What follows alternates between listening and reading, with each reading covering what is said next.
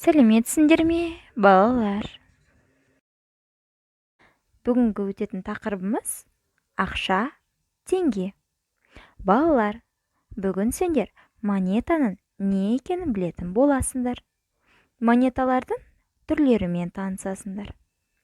Ал олай болса, 78-ші беттегі оқулыққа назар аударайық.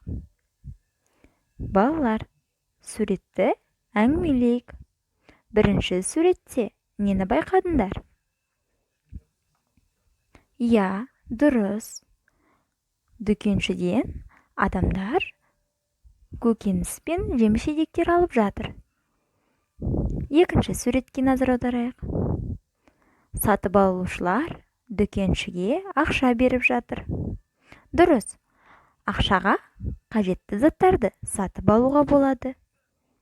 Заттарды сатып алу үшін металдан жасалған ақша, монетаны да қолданамыз. Ал олай болса, мына видеороликке назар аударайық. Өмірде әртүрлі заттар керек. Олардың бір қатарын дүкендерден, дәріханалардан және сауда үйлерінен сатып аламыз. Сатып алу ол өз ақшаңды дүкендегі заттарға айырбастап алу.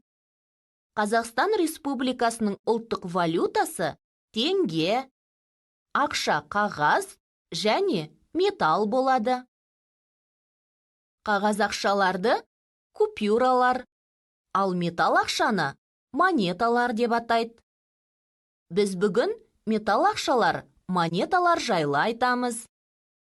Біздің мемлекетімізде 1, 2, 5, 10, 20, 50 және 100 теңгелік металл монеталар бар.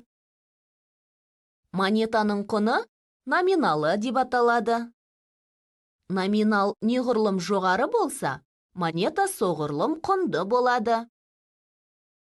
Демек, қазақстандық ең құнды монета 100 теңге.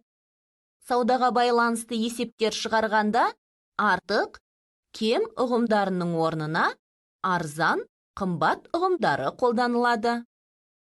Мәселен, өшіргіш 100 теңге тұрса, қарындаш 40 теңге тұрады. Қарындашқа қарағанда өшіргіш неше теңге қымбат?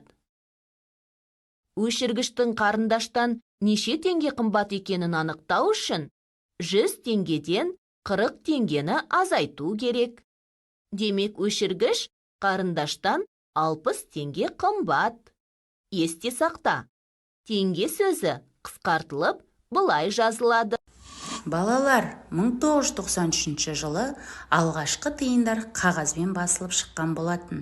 Аз уақыттан кейін осы қағаз тиындар айналымнан алынып, тасталынып, олардың орнына монета нысанындағы тиындар айналымға жіберілді.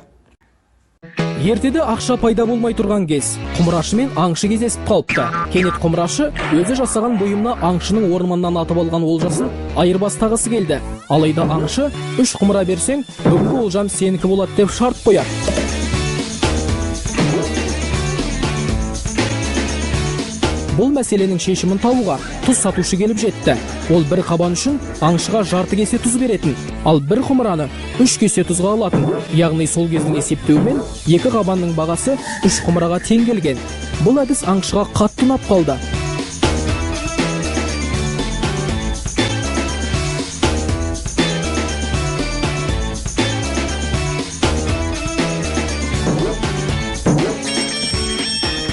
Алайда ол барлық жерде кішкене ғана тұзға көп зат бере бермейтінін білмеді. Мысалға, Африкада тұз орнына айналымда кофе мен какао жүретін. Индонезияда темекінің шөбі жоғары бағаланған.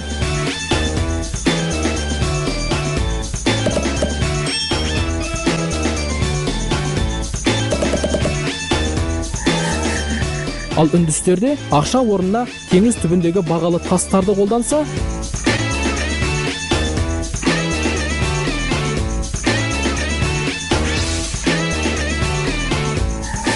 Науру аралында тасбақаны құнды деп санаған. Егер сол кезде өмір сүрсеңіз, бір тасбақаға көп зат алар едіңіз.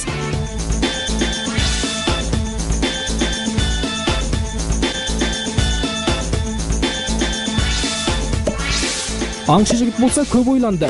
Өзге елге барса, сауда жасай алмайтындығына көзі жетті. Кенет оның ойына кәдімгі алтын оралды. Орындаймыз. Әсетте 15 теңге болды. 18 теңгеге дәптер сатып алу үшін тағы қанша ақша керек? Қарындаш 17 теңге тұрады. Бір кесек бор 5 теңге. Қарындаш бордан қанша теңге қымбат?